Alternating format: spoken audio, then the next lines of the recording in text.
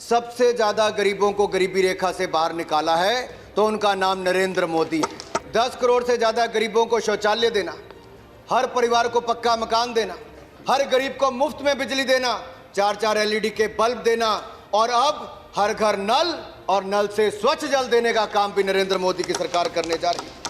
लेकिन कौन सी वो 2 कंपनियां थी जिसको आपने देश के बड़े 4 एयरपोर्ट दे दिए? ना आपने दिल्ली छोड़ा, ना मुंबई, ना हैदराबाद, ना बैंगलोर। डुबा कर आप एयर इंडिया को चले गए। 11%, 12% महंगाई दर आपकी सरकार में 10 साल में रहती थी। नरेंद्र मोदी जी की सरकार में 4% एवरेज इन्फ्लेशन है। ये हमने करके दिखाया। सालों पहले फैमिली प्लानिंग का एक नारा था, आपको याद होगा, हम दो हमारे दो।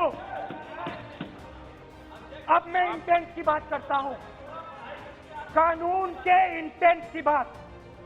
जैसे कोरोना दूसरे रूप में आता है, वैसे ही ये नारा दूसरे रूप में आया है। आज इस देश को 4 लोग चलाते हैं, हम दो और हमारे दो। ये किसकी सरकार है? हम दो हमारे दो।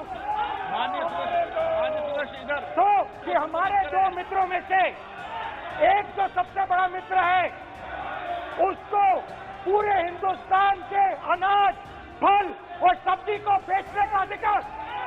अब चलिए दूसरे कानून की इंटेंट की बात करते हैं। दूसरा कानून का इंटेंट दूसरे मित्र की मदद करने का है। दूसरे मित्र को पूरे देश में अनाज, फल और सब्जी की मनोबली दी जाएगी। आज दूसरा मित्र 40% हिंदुस्तान का अनाज अपने साइलों में रखता है। प्रधानमंत्री कहते हैं कि मैंने ऑप्शन दिया है। हाँ, आपने ऑप्शन दिया है। 3 ऑप्शन दिए हैं।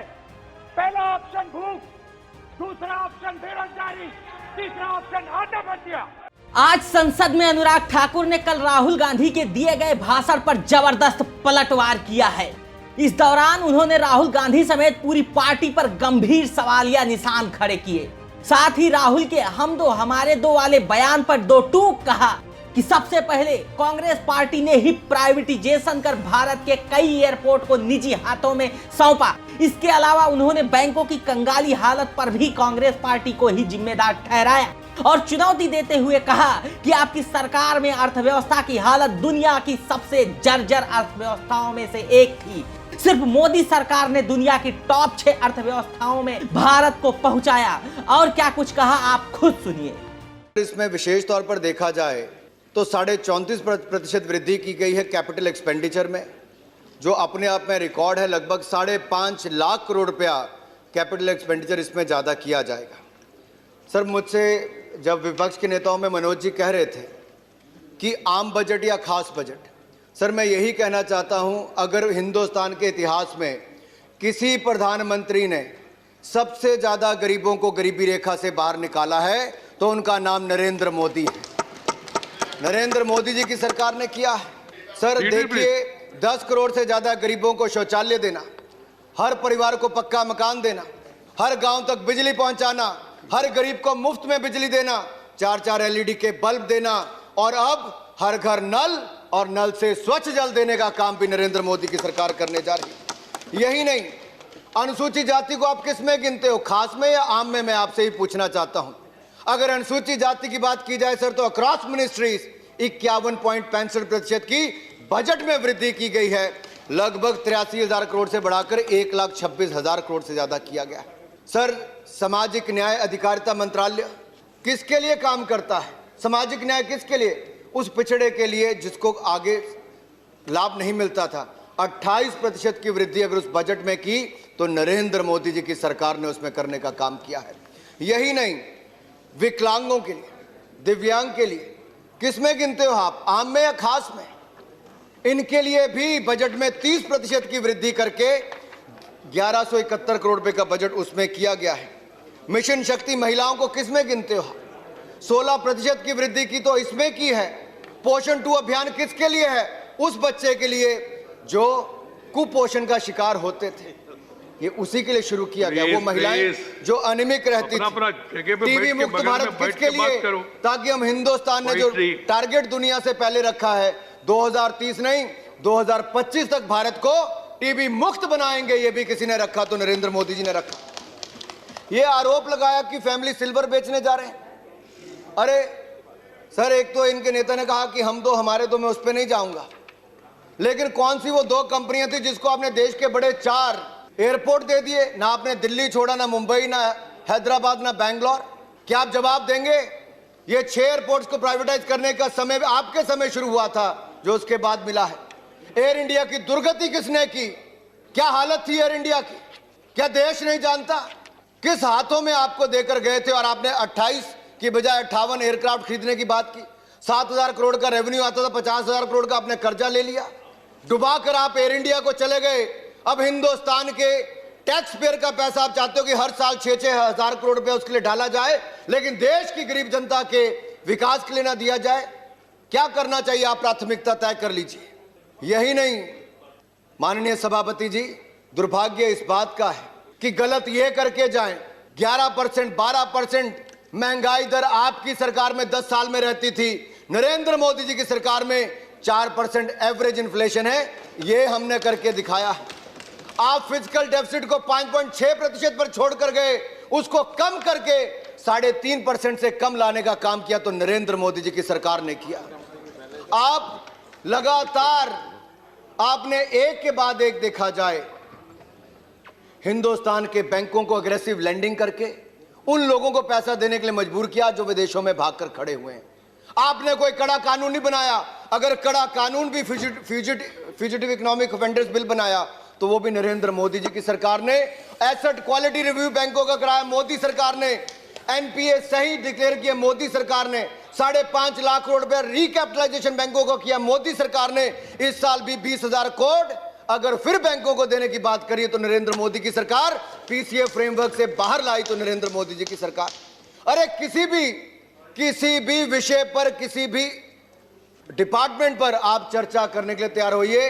हर क्षेत्र में देश को आगे बढ़ाने का काम किया नरेंद्र मोदी जी की सरकार ने और दुनिया में भारत का मान सम्मान बढ़ाया तो नरेंद्र मोदी जी की सरकार ने। यही नहीं, कितनी देर बोल रहा है? मैं आपसे पूछना चाहता हूं, आज कितनी देर बोल रहे हैं? ऐसी क्या बात थी कि आपकी सरकार में एक के बाद दूसरा घोटाला आता था? डॉक्टर साहब ईमानदार व्यक्ति थे, लेकिन जो नीचे सारे थे उनकी बात तो देखिए। एक के बाद दूसरा, दूसरे के बाद तीसरा, तीसरे के बाद चौथा। शायद ही कोई डिपार्टमेंट आपके समय ऐसा होगा जहां पर घोटाले की बू ना आ रही हो। लेकिन मोदी सरकार के 7 वर्ष होने जा रहे हैं, कोई 7 पैसे का आरोप भी मोदी सरकार के किसी मंत्री पर नहीं लगा। यह है ईमानदारी से चलने वाली सरकार। मैं यही नहीं, आप में से किसी ने कहा मध्यम सूक्ष्म लघु कुटीर उद्योग के लिए क्या किया? अरे हमने तो किया सो किया, आप तो एक डेफिनेशन नहीं बदल पाए। हमने उनकी डेफिनेशन भी बदली, उनकी टर्नओवर लिमिट को भी बढ़ाया और इस आपदा के समय 3 लाख करोड़ रुपया अगर बगैर किसी गारंटी और कोलैटरल के 20% एडिशनल वर्किंग कैपिटल दी तो नरेंद्र मोदी की सरकार ने देश के मध्यम सूक्ष्म लघु कुटीर उद्योग वालों को दी। सबऑर्डिनेट डेट स्कीम में 30,000 करोड़ रुपया पार्शियल क्रेडिट गारंटी स्कीम में हो। और यही नहीं, cost of lending has also gone down. Sir, interest rate लगातार कम हो रहे हैं। आज घरों की खरीद क्यों बढ़ रही है? रियल एस्टेट में तेजी क्यों आई वापस? क्यों मध्यम वर्ग के लोग घर लेना चाहते हैं? क्योंकि उनको 1 साल के लिए हमने वापस और आगे इनकम टैक्स की एग्जम्पशन और जो इंटरेस्ट सब्सिडी थी सर, हमने वो भी बढ़ा दिया। गरीब को घर मिल रहा है। रेरा जैसा कानून, जब सभापति जी पहले मंत्री हुआ करते थे उस समय रेरा के कानून माननीय वेंकैया जी लेकर आए थे, मोदी जी की सरकार में लाए। सर, इससे गरीबों को घर मिलने का काम भी हुआ। रुके हुए प्रोजेक्ट उसको भी पूरा करने का काम किया। रिस्ट्रक्चरिंग हमने एमएसएमई के लिए अलाउ की। 25 करोड़ तक के जो अकाउंट थे उसको रेजोल्यूशन लाने का भी, रिस्ट्रक्चरिंग का भी किया। कामत कमेटी ने रिपोर्ट दी 26 सेक्टर की, प्लस हमने एक हेल्थ जोड़ के उनको पैसा देने का काम किया। आप में से किसी ने कहा कि हिंदुस्तान मैन्युफैक्चरिंग हब नहीं बन सकता। अरे इस देश में अपर हाउस में बैठकर अगर कोई ये कह दे कि देश मैन्युफैक्चरिंग हब नहीं बन सकता, दुर्भाग्य सर। हम हिंदुस्तान को दुनिया का सबसे बड़ा स्किल्ड वर्कफोर्स भी बनाएंगे, मैन्युफैक्चरिंग पावर हाउस भी बनाएंगे और इकोनॉमिक पावर हाउस भी नरेंद्र मोदी जी के नेतृत्व में भारत को बनाएंगे। आत्मनिर्भर भारत का निर्माण करके जाएंगे। माननीय अध्यक्ष जी, हमने कौन से कदम उठाए? प्रोडक्शन लिंक इंसेंटिव स्कीम लेकर आए। मोबाइल में हम लोग केवल दूसरे नंबर पर, हम केवल 2 फैक्ट्रियां थी। मोदी जी के नेतृत्व में हिंदुस्तान इतना आगे बढ़ा, आज दुनिया का दूसरा मोबाइल का सबसे बड़ा निर्माता हिंदुस्तान बनकर तैयार हुआ है। दुनिया भर की बड़ी कंपनीज, एप्पल के 3 से ज्यादा प्लांट यहां पर आए। यही नहीं, अब हमने 10 सेक्टर्स आइडेंटिफाई किए हैं प्रोडक्शन लिंक इंसेंटिव स्कीम के लिए। 1,97,000 करोड़ रुपए हमने उसके लिए प्रावधान किया है। अलग अलग सेक्टर्स में भारत को ऊंचाइयों पर लेकर जाएंगे। मित्रा स्कीम लेकर आए, स्मृति ईरानी जी का डिपार्टमेंट है। 7 टेक्सटाइल के बड़े पार्क आएंगे सर। एक पार्क में 50 हजार लोगों को रोजगार मिल सकता है। ये संभावनाएं खड़ी हो रही। इसके साथ साथ मेडिकल डिवाइसेस एंड डायग्नोस्टिक के 4 पार्क आएंगे सर। बल्क ड्रग फार्मा, हम दुनिया की फार्मेसी हैं, लेकिन रॉ मटेरियल कहीं और से आता है सर। रॉ मटेरियल यहां पर बने, उसके लिए बल्क ड्रग पार्क 3 बड़े आने वाले हैं। लगभग 50,000 करोड़ से ज्यादा इन्वेस्टमेंट उसमें आएगी सर। फिनटेक हब यहां पे बनाने की हम बात कर रहे हैं। यही नहीं सर, जॉब क्रिएशन, ये पूछते थे कहां से होगी, यहीं से होगी। रियल स्टेट बढ़ रहा है, कंस्ट्रक्शन बढ़ रही है, कैपिटल एक्सपेंडिचर 5.5 लाख करोड़ रुपए हम ज्यादा करने जा रहे हैं। इसका मल्टीप्लायर इफेक्ट होगा तो 2.5 से 3 गुना ज्यादा होगा। क्योंकि पटनायक जी यहां पर बैठे, पटनायक जी बहुत शानदार बात की थी कि उड़ीसा की सेल्फ हेल्प ग्रुप महिलाओं ने कैसे शानदार काम किया। सर मजा आता है सुन के, कोई अपने राज्य के बारे में अच्छा काम किया उसका उल्लेख करे, हमें सीखने को मिलता है। और नरेंद्र मोदी जी की सरकार ने सेल्फ हेल्प ग्रुप की महिलाओं के लिए 10 लाख से बढ़ाकर 20 लाख रुपया उसमें किया, ताकि हमारी बहनें और ज्यादा अपना स्वयं सहायता समूह बना सके। रेड्डी जी हमारे बैठे थे, टर्मरिक बोर्ड बनाने के लिए बात की। उन्होंने ये भी कहा कि एनआरआईज के लिए वेलफेयर बोर्ड बने। सर मजा आता है जब कोई विपक्ष का नेता केवल आलोचना नहीं करने की बजाय अच्छे सुझाव दे, सरकार उस पर विचार करती है। और इस बजट को बनाने से पहले हमने लगातार पूरे देश के बुद्धिजीवियों से, अर्थशास्त्रियों से विचार विमर्श भी किया। आपदा के समय भी नरेंद्र मोदी जी ने जो कदम उठाए सर, दुनिया और देश के लोगों से बात करके किया, सभी मुख्यमंत्रियों को ऑन बोर्ड लिया। यही कारण है कि दुनिया के देशों में आज सबसे कम मृत्यु दर है, तो हिंदुस्तान उन देशों में से एक है मेरे। यही नहीं सर, हिंदुस्तान में एक पीपी किट नहीं बनती थी, हम आत्मनिर्भर हुए, आज दुनिया भर को पीपी किट देते हैं। हिंदुस्तान हाथ फैलाता था आगे, आज हम दुनिया को कोविड वैक्सीन देने का काम भी 100 से ज्यादा देशों को किया, तो हिंदुस्तान की सरकार ने नरेंद्र मोदी जी के नेतृत्व में किया है। यही नहीं सर, हम आगे और बढ़ेंगे, सेल्फ रिलायंट बनेंगे। सर कुछ बात किसानों पे करके मैं अपनी बात खत्म कर दूंगा सर, क्योंकि बजट में एक बड़ा हिस्सा 65,000 करोड़ का पीएम किसान योजना में दिया। तृणमूल कांग्रेस के एक सांसद ने कहा कि क्यों कम हो गया, इसलिए कम हो गया क्योंकि तृणमूल की सरकार ने पश्चिम बंगाल के किसानों को सर 14,000 रुपया प्रति किसान जो मिलना था, उन्होंने देने के लिए मना कर दिया कि हम अपने प्रदेश के किसानों को नहीं देंगे। पश्चिम बंगाल के किसान को मिल सकता था, लेकिन ममता जी की हठधर्मी के कारण वहां पर नहीं मिल पाया सर। आयुष्मान भारत योजना हो, उस राज्य में नहीं मिल पाई, पश्चिम बंगाल में हिंसा का दौर वहां पर चलता है, लोकतंत्र की हत्या वहां पर होती है सर। लेकिन मैं ये कहना चाहता हूं सर, हमने फिर भी कदम उठाए किसानों के उत्थान के लिए। कौन कहता है कि वो हमसे ज्यादा कर पाया किसानों के लिए? मैं पूछना चाहता हूं इस खुले मन से सर। ये लोग कहते हैं काला कानून है, जिनकी नजर ही काली होगी, सोच ही वैसी होगी, उनको ये कानून काला ही नजर आएगा। ये हिंदुस्तान के किसानों की आय को दुगना करने के लिए इस कानून को लाया गया है, और हम प्रतिबद्ध हैं, हिंदुस्तान के किसानों की आय को दुगना करके छोड़ेंगे।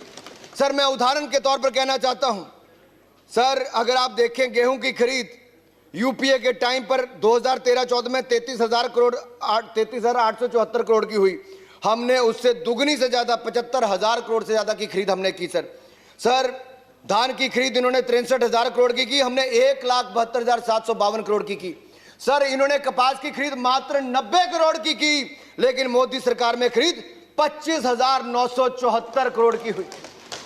कहां 90 करोड़, कहां 25,974 करोड़ सर। यही नहीं, अगर आप देखेंगे सर, कपास के लिए मैंने बता दिया, दलहन के लिए सर 235 करोड़ इन्होंने खर्च किए, तो हमने 10,530 करोड़ 40 गुना से ज्यादा खर्च किया सर। मैं बता सकता हूं सर, मुझे अंत में केवल 2 बातें कहकर अपनी बात खत्म करनी है सर। एग्रीकल्चर इंफ्रास्ट्रक्चर की जरूरत है ताकि पेरिशेबल गुड्स खत्म ना हो सर। क्यों नहीं बनाया आप लोगों ने 65 साल?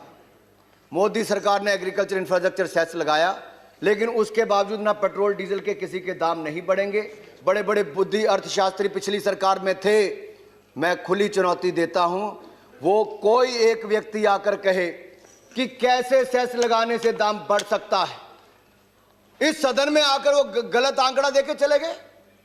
दूसरे सदन में जाएं या इस सदन में कहें, आप लोग कह दो मंडी खत्म हो जाएगी। मेरी खुली चुनौती है कांग्रेस पार्टी के नेताओं को, कोई बताए कहां किस कानून में लिखा है कि मंडी बंद होगी, कहां लिखा है कि एमएसपी बंद होगा?